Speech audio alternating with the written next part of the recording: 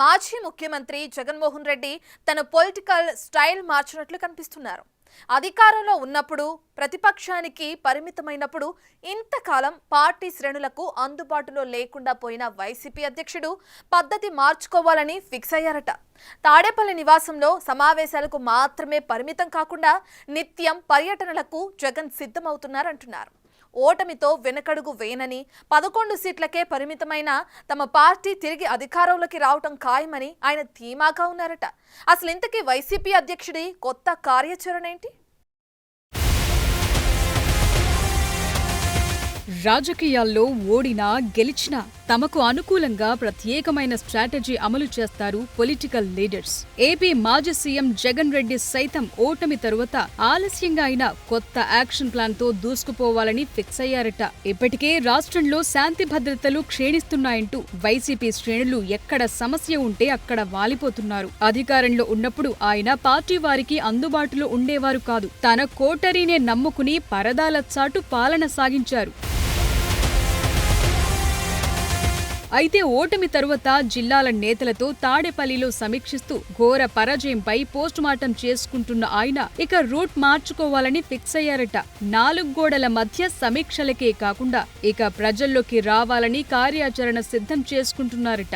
ఇంతకాలం రాష్ట్ర వ్యాప్తంగా వైసీపీ పరంగా పిలుపునిచ్చిన కార్యక్రమాల్లో సైతం ఆయన పాల్గొనలేదు. ఆందోళనలకు పిలుపునిచ్చి బెంగుళూరు ప్యాలెస్ కు వెళ్లిపోవటం పరిపాటిగా మారిందన్న ఆరోపణలున్నాయి. అయితే ఇకపై అనేక రంగాల్లో ఎదుర్కొంటున్న సమస్యలపై ప్రత్యేకంగా దృష్టి సారించి ప్రజాక్షేత్రంలో తిరగాలని డిసైడ్ అయ్యారంటున్నారు. ఏపీలో కూటమి ప్రభుత్వం ఏర్పాటైన సంవత్సర కాలంలో జగన్ పార్టీ నేతలతో సమీక్షలకే పెద్దపీట వేశారు. జైల్లో ఉన్న పార్టీ నేతల పరామర్శకు పార్టీ క్యాడర్పై దాడులు జరుగుతున్నాయని ఆరోపిస్తూ అడపాదడపా మాత్రమే బయటకొచ్చారు. సదరు పరామర్శ యాత్రలు కూడా ఎక్కడికక్కడ ఉద్రిక్తతలకు దారితీసి ఒకంత వివాదాస్పదమయ్యాయి. ఇకిప్పుడు నేరుగా ప్రజల్లోకి వెళ్లి ఏపీలో ప్రస్తుతం నెలకొన్న పరిణామాలను అనుకూలంగా మార్చుకోవాలని భావిస్తున్నారట.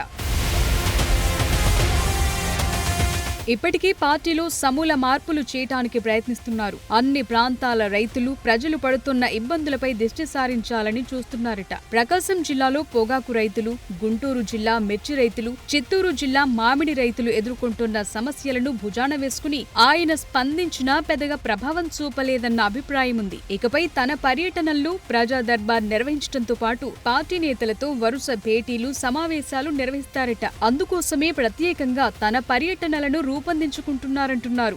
రానున్న రోజుల్లో వారానికి ఒక జిల్లాలో జగన్ పర్యటన కోసం వైసీపీ నేతలు సన్నాహాలు చేస్తున్నారట.